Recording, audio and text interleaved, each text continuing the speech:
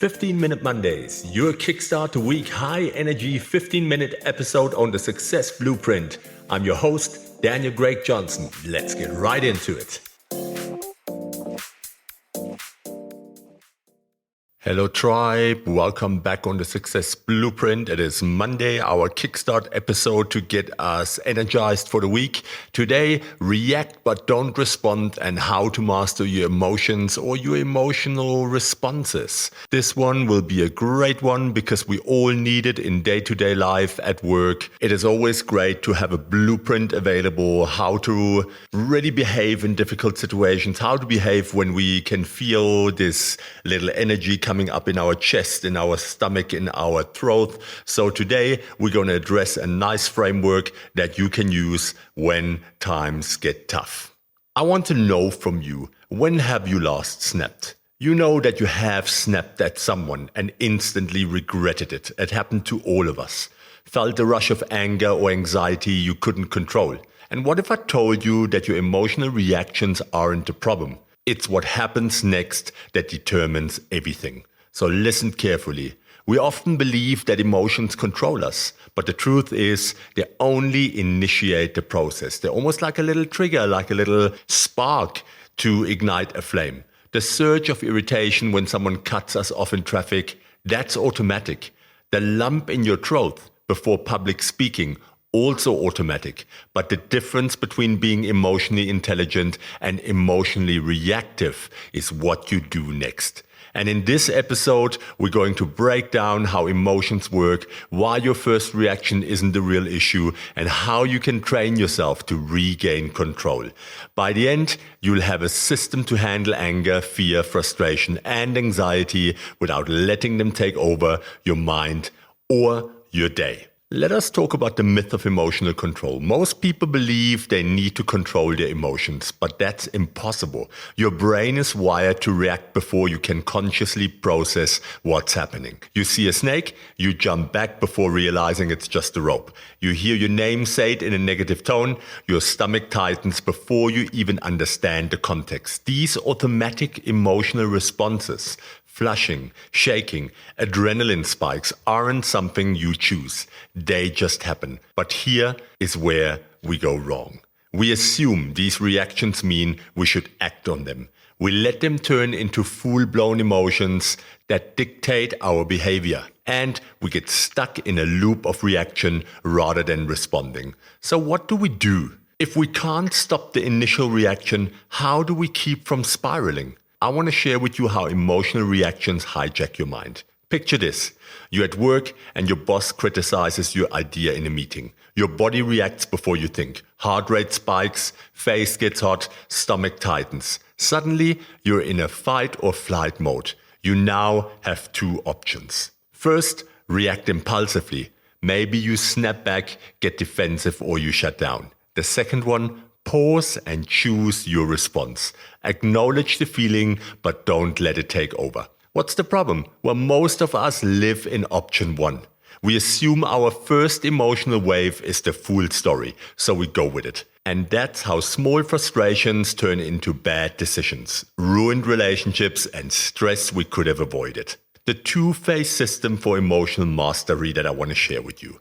This is the good news. There's a way to break the cycle. You don't have to suppress emotions and you don't have to let them rule you either. The key is learning to accept the automatic reaction, which is the first wave. And the second, interrupt and redirect before it becomes an emotional spiral, the second wave. So let's break this down into 5 powerful strategies that you can use on a day-to-day basis. I want to give you this so you can master your emotional reactions. Name it to tame it. It's number 1. Your emotions are like shadows. When they go unnamed, they feel bigger than they are. The moment you label what you're feeling, it loses some of its power. I want to highlight how important it is that you master this first step. This is powerful. How do you practice? When you feel overwhelmed, say, I'm experiencing frustration. Instead of I'm angry, say, my body is reacting to stress right now. And an example, you cut off in traffic. That happens to all of us on a regular basis. And instead of reacting, you say, I am experiencing irritation, but this moment does not define my day. And why does this work? Naming emotions moves them from your primal brain, fight or flight, to your rational brain, where you can process them logically. Try it out, you'll be surprised. Number 2, separate the event from the story. A triggering event is just what happens. The story you attach to it creates the emotional storm. How do you practice that? When something upsets you, pause and ask, what's the actual event here? And what story am I telling myself about it? Strip it down to facts, not assumptions. Let me give you an example. Your friend doesn't reply to your text. The fact, they haven't responded yet. The story, they're ignoring me because they don't respect me. And why does this work? Well, 90% of emotional suffering comes from the story, not the event. Detaching from assumptions gives you control over your reaction.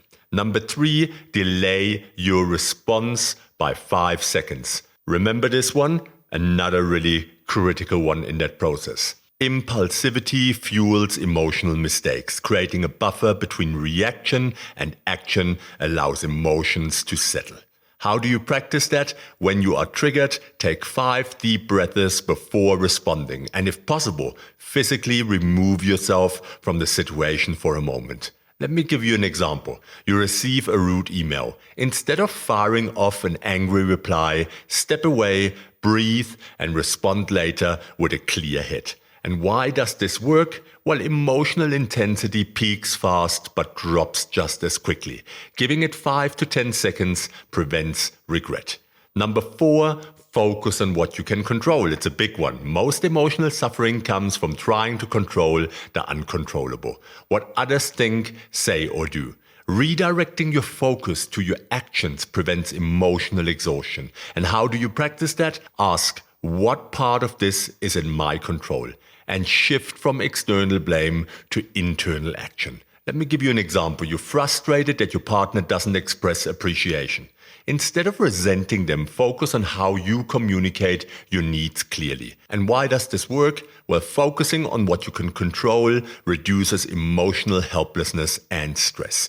Always look inward first. And number 5, use the what would my best self do test. Your future self is watching. When you're emotionally triggered, imagine your best, most rational self observing the situation. How do you practice that?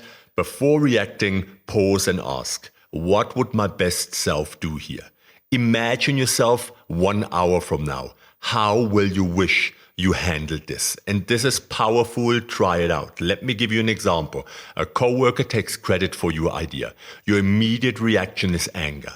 Your best self would address it calmly instead of escalating tension. And why does it work? Well, it removes you from the heat of the moment and reconnects you with long-term thinking. So what's the payoff here? What do you get out of it? Mastering your emotional reactions doesn't mean never feeling emotions. It means you stay in control instead of being controlled by temporary feelings.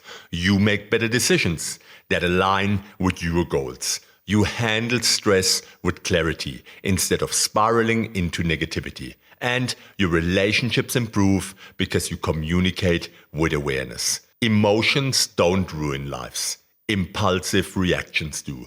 Train yourself to feel everything but act only with wisdom. That's the way it works.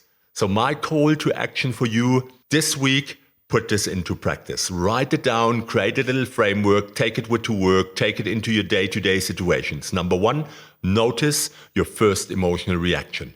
Number 2, pause before acting on it. And number 3, choose a response that aligns with your best self. And then share your experience using #emotionalmastery and tag @15MinuteMondays, and let's change the way we respond to emotions 1 moment at a time. It is really important that you practice this because this is something that's not only going to go well. It will fail. It's a hit and miss sometimes, but the more you practice it, the more you will master it. I want to leave you with this. Your emotions don't define you. Your choices do. React less, respond better. That's how you take back control in your life, in your relationships, at work, with your peers, with your superiors, with people that you manage. This framework will help you to build awareness. It will help you to build emotional agility and mental fortitude. Try it out in your next difficult meeting. Respond exactly according to this framework. When you go into a heated argument, try to use this framework, and you will see how not only your relationships, but also your relationship with yourself, your self-perception changes. You will raise your awareness, you will create emotional agility, and you will operate from a framework of clarity, of focus, and emotional agility. And that is something powerful. Many of my clients come back to me after we've practiced these frameworks for 5-6 months, and they say, this has changed my life. But the point is that many people just listen, they get a spark of motivation, and then they hop on to the next motivational podcast, the next motivational video. And what happens there is you just create motivation over motivation over motivation. But the action never happens because we don't sit down, break it down, conceptualize it, and take it up to the higher levels of learning, not just regurgitating what has been said and being motivated about it, but creating action and implementing a system. So I leave you for this week. Take this, write it down, do what needs to be done, and see how your life changes one piece of clarity at a time. Have a fantastic week. That was Daniel, your host on the Success Blueprint, with my promise, I'll be back. Take care, tribe.